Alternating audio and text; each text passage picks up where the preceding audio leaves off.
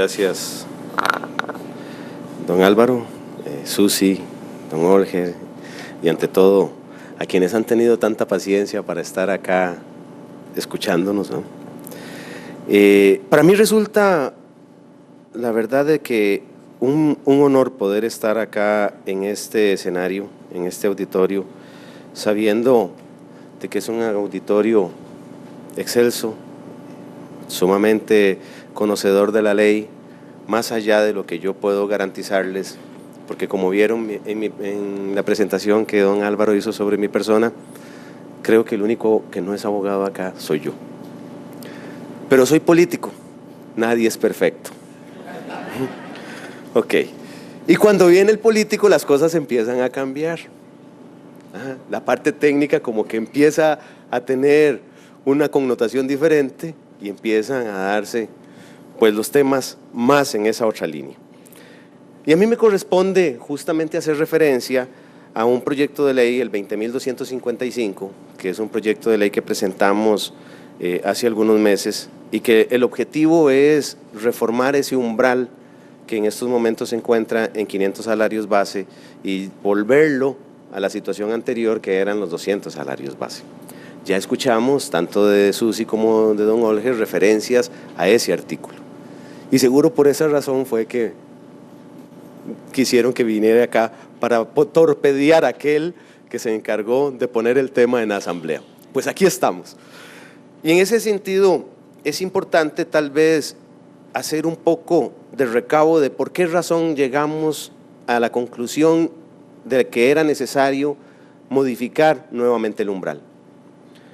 Lo primero es de que esta propuesta estuvo dentro del texto original del proyecto de lucha contra el fraude, en donde se pretendía, entre muchísimas otras cosas, la modificación de este umbral, y que de ahí hubo un elemento muy importante que salió, que fue lo que hoy conocemos como el registro de accionistas. Es el elemento más relevante de esa norma. Sin embargo, en este periodo hemos estado muy interesados desde la Asamblea por generar normas que le den a la administración tributaria la capacidad de poder ir a cobrar los recursos que nos pertenecen a todos a través de la legislación que ya existe para poder crear los impuestos y con eso financiar el Estado costarricense. Y quiero decir, financiar el Estado costarricense bajo un concepto solidario que es el que nos ha enorgullecido. En otras palabras, tenemos un Estado que tiene la capacidad de brindar esa solidaridad ante la ciudadanía para tratar de buscar el desarrollo equilibrado, como la misma Constitución lo establece, pero para eso se requieren recursos, que también ya alguien nos hizo expresión sobre eso, si no me falla la memoria fue Susi. En otras palabras, hemos detectado de que queremos un Estado de primer mundo pagando como tercermundistas. Y para poder hacer la transformación a tener un Estado de primer mundo, es necesario efectivamente de que mejoremos esas capacidades de la administración tributaria junto con otros elementos importantes. Uno, que es también un Estado que se ponga la mano en el corazón y se soque la faja, que yo creo que eso es lo que la gran mayoría pues también quisiera y que es uno de los grandes retos. Pero por otro lado también necesitamos ingresos, que ya de eso, como decían antes o decía por ahí una caricaturilla, es un enanito de otro cuento. No des el espacio para referirnos a esos temas específicos, pero sí nos vamos a focalizar más sobre esta estrategia que se ha tenido para mejorar las capacidades de la administración tributaria. Esto, además de que cuando se da la aprobación del proyecto de lucha contra el fraude, se cercena dentro del esfuerzo que han tenido algunos legisladores por disminuir esa capacidad del Estado para poder cumplir con ese objetivo, y junto con lo sucedido posteriormente con los casos del Panama Papers, en donde nos damos cuenta de que existe toda una forma subterfugia para poder generar utilidades o manejar capitales, y eso nos hace pensar en la necesidad de aumentar la capacidad del Estado sobre su ius poniendi en este caso en materia tributaria, para poder ejercer esa obligación de la ciudadanía a contribuir, dado que ya la norma existe y que, dicho sea de paso, el problema es que se convierte en delito porque hay el deseo de infringir la ley. Inclusive, popularmente se ha dicho que uno de los deportes costarricenses es la evasión. Y yo creo que tenemos que actuar en ese sentido. Y debemos de actuar por una razón también, que tiene que ver con la parte de la justicia. Desafortunadamente existe una clase a la cual no se le puede escapar el yugo de la exigencia tributaria, como por ejemplo la clase trabajadora, la clase asalariada. A quienes son asalariados se les aplica inmediatamente el rebajo en su salario. No hay manera de poderlo evadir, porque de inmediato se hace el rebajo quincena a quincena, mes a mes o semana a semana, dependiendo de cuál sea el flujo del pago. Sin embargo, se ha hablado mucho, y también hoy nos dieron unas cifras, de cuánto representa la evasión fiscal. Y ahora que estamos en un momento de crisis, también se habla de que la evasión fiscal anda alrededor de un 8% de las estimaciones que se hacen técnicamente. Y el déficit fiscal en estos momentos lo andamos alrededor de un 6%. ¿Qué significa eso? Sin necesidad de tener más de 3 dedos de frente, significa de que una de las estrategias que debe de tener el Estado, que debemos de tener como sociedad, es que efectivamente se cobre aquello que ya la ley tiene previsto. Pero desafortunadamente no es así. Entonces ahí es donde viene la necesidad de incorporar dentro de la materia tributaria el concepto de la penalidad, que también ya nos han hecho referencia y que creo que ha sido bastante exhaustivo. Eso significa entonces, ni más ni menos, que nosotros como Estado debemos de establecer las pautas para que efectivamente esos recursos que se cobran, que se deben de cobrar, que se deben de percibir, efectivamente ingresen al erario público. Desafortunadamente no está siendo así. Y aquí quiero hacer una observación muy importante. Yo no soy de los del concepto que todo lo tenemos que convertir en cárcel, porque más bien dentro de mis propuestas en materia de seguridad, como ahora don Álvaro comentaba que hemos estado trabajando ese tema, más bien somos conscientes de que la cárcel, ese concepto punitivo que hemos tenido, nos ha demostrado de que no es la respuesta para poder mejorar las conductas. Sin embargo, en materia tributaria, la situación no es igual al resto de los delitos. Y reconocemos que en este caso sí debemos de ser más asertivos e inclusive más fuertes a la hora de ejecutar la normativa. Y también quiero partir de otro principio que se deja ver de las presentaciones anteriores. Cuando estamos ante un delito tributario, ¿a quién estamos afectando? En los delitos comunes podemos identificar a la persona. Podemos llegar y decir, afectamos a Julano cuando le robaron el celular, afectamos a Mengano cuando se le robó o qué sé yo, rompieron los vidrios de un vehículo, etcétera. Podemos identificar la persona que sufrió el daño. Pero en materia tributaria, ¿quién es el que sufre el daño? La ciudadanía completa. En otras palabras, no estamos hablando de un perjuicio que se está dando a uno o pocos individuos, sino que se le está dando a la sociedad entera. Porque reitero, queremos un Estado solidario que nos responda, pero no estamos garantizando de que se tengan los recursos para que así sea. Ahora que hablamos de la necesidad de aumentar los ingresos, si nosotros, así como lo planteé antes, tuviéramos la capacidad y la conciencia también de la misma ciudadanía para poder ejercer el pago tributario de forma consciente, no tendríamos el problema fiscal, pero tampoco tendríamos la necesidad de ver una norma punitiva como la que estamos planteando.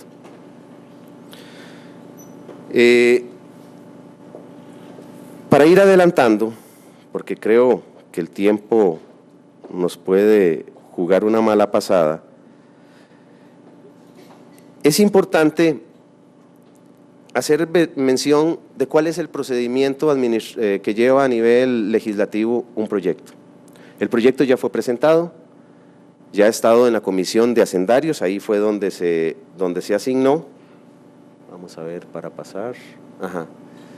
En donde ya hay un informe de subcomisión y también tiene el informe de servicios técnicos. Y aquí quiero rescatar algo del informe de servicios técnicos, en donde dice que el expediente 20.225 tiene como objetivo fortalecer las potestades estatales de requerimiento fiscal para proteger la hacienda pública, variando el umbral para ampliar el rango de acción penal en casos de fraude fiscal.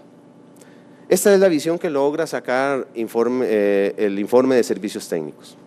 Y aquí yo quiero rescatar que lo que se pretende en esto justamente es el proteger a la hacienda pública. Es lo que les hacía mención, cuando comparemos quién es la víctima. Aquí la víctima es la hacienda pública. Y la hacienda pública, si bien es cierto, no le podemos poner el nombre de Julano, Sutano o Mengano, tiene el rostro de toda la ciudadanía. Y tiene el rostro de la esencia de lo que nosotros hemos querido como Estado. Tiene el rostro de ese Estado que pretende que le demos la oportunidad a las personas que tienen menos posibilidades para desarrollarse, pero también que nos dé las oportunidades a aquellas personas que teniendo más puedan accesar a los servicios que les permita tener una vida estable, tranquila y con la expectativa de vida cada vez mejor. Pero si no logramos alcanzar el fin, que es llevar los ingresos al erario público, pues no vamos a poder alcanzar proteger esa hacienda pública. Y con la variación del umbral, justamente lo que estamos buscando es de que haya mayor presión para que podamos ver más casos, a ver si tal vez don Olger puede cumplir su sueño de poder ver el cumplimiento de la norma, porque hasta el momento es más un saludo a la bandera, un paso por el Arco del Triunfo, que lo que hemos logrado con el umbral que en estos momentos tenemos. Comparto lo que don Olger dice, delito debiera de ser hasta un colón. Lo que pasa es de que también tenemos que ser racionales y es lo que estamos tratando de buscar. Porque también podríamos caer en la tentación de que al final se persigan colones, dejando lo que hoy evidentemente no se siguen, que son los grandes capitales convertidos en dólares o en euros. Miles, millones, billones inclusive.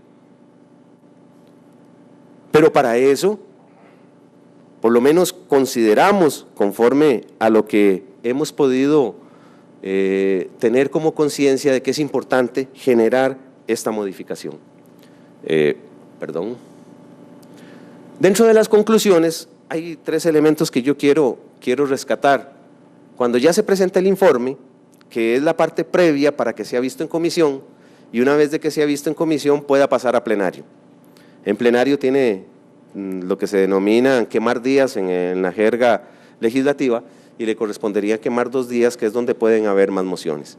Pero bueno, si me entretengo mucho en eso, nos vamos a ir mucho tiempo en algo que tal vez no tiene mayor sentido, porque es del movimiento del mundillo en el que vivimos y que normalmente a veces es inclusive hasta desconsolador saber cómo tenemos que pasar para poder convertir un proyecto en una ley.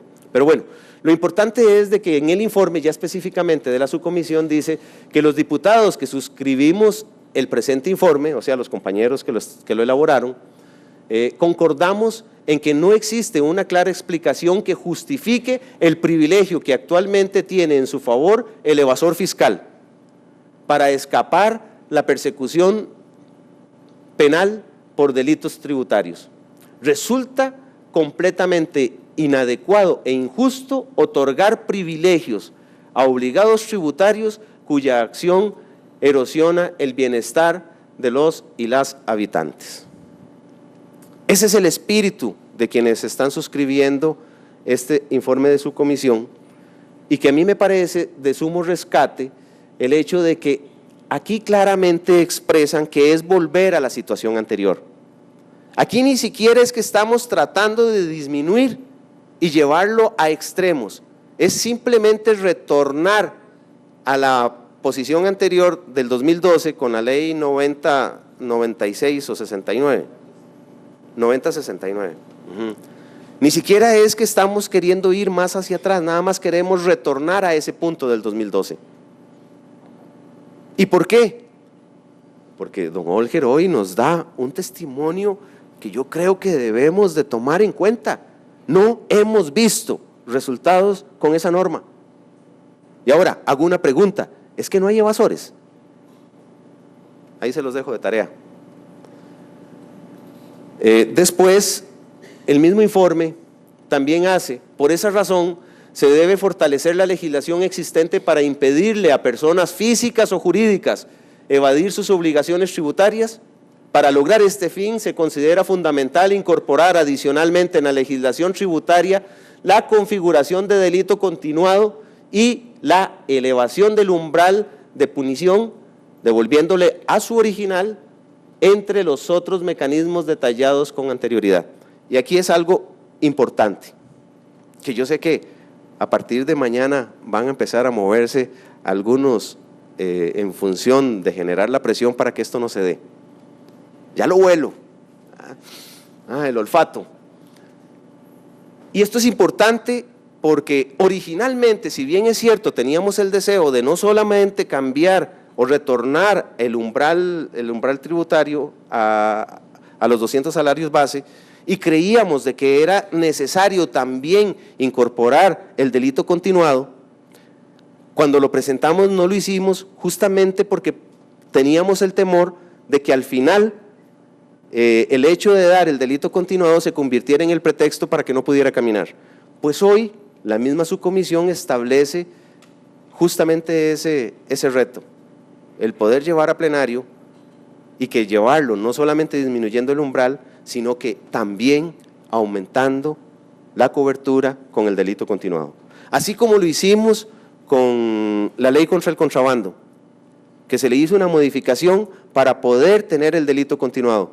Porque claro, para eso buscan no solamente profesionales en contaduría, sino que también buscan abogados para poder encontrar esos portillos que aquí los hemos denominado elusión, buscando a ver cómo hacen para poder jinetear, como se dice en el argot de la contaduría, y así poder brincarse la cerca, como se dice en el argot del pueblo.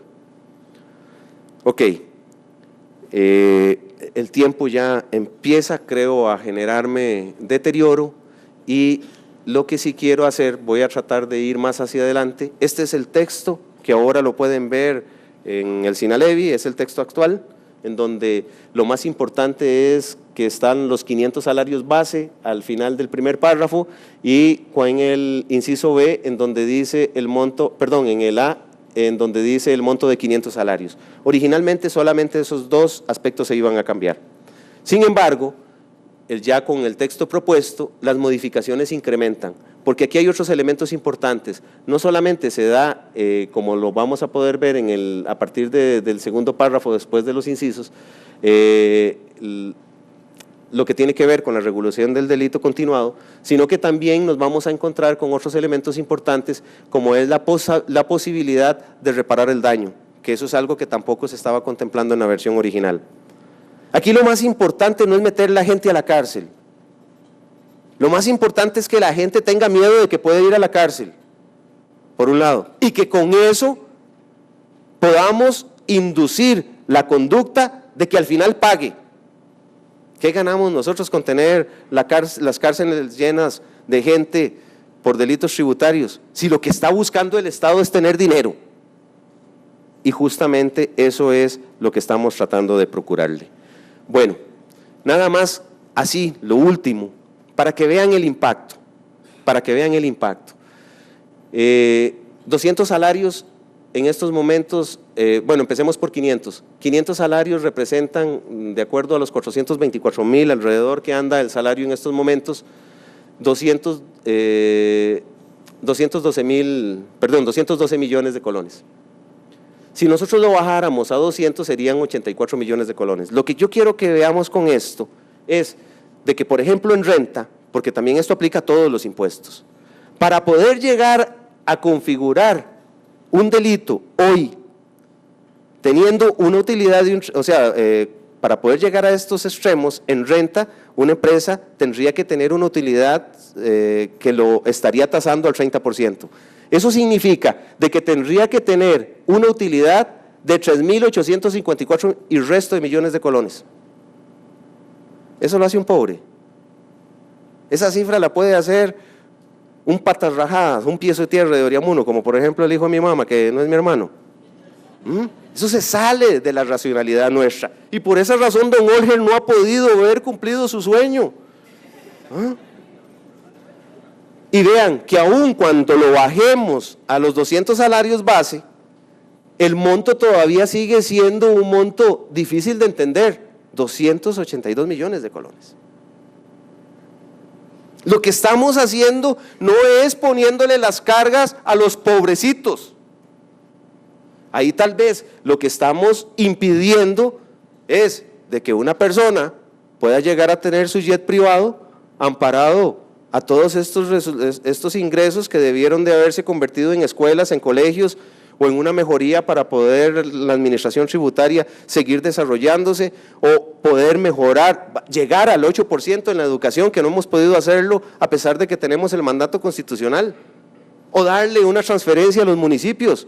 Muchas cosas se podrían lograr si efectivamente pudiéramos cobrar lo que se deja de cobrar. Por eso, señores y señoras, porque ya me pasé 1 minuto con 55 segundos, ahí se las dejo picando frente al marco y sin portero. Keylor Navas está en España, no está aquí para que detenga este gol que nos han pasado desde hace mucho tiempo, haciéndonos creer que se está legislando en favor de los pobrecitos empresarios que mantienen este país. La gran mayoría nunca van a llegar a esa cifra, ni siquiera a la cifra que nos establece el umbral, porque ya llegar a eso es empezar a entrar a las grandes ligas. En vez de que hoy salgamos diciendo de que tenemos que ir a dinamitar este proyecto, ojalá más bien tengamos una conciencia en otro sentido. Si queremos un Estado solidario, un Estado para toda la ciudadanía, para todos los costarricenses, hombres, mujeres, jóvenes, niños, adultos mayores, tenemos que hacer el esfuerzo porque se aplique la verdadera justicia y que, como decían en el panel anterior, lleguemos a tener una cultura tributaria en donde todos sintamos la satisfacción de que somos parte de la construcción de este Estado. Pero de manera simultánea, eso también nos va a dar la capacidad moral para exigirle a la clase política para que también haga su parte. Muchas gracias a todos y a todas.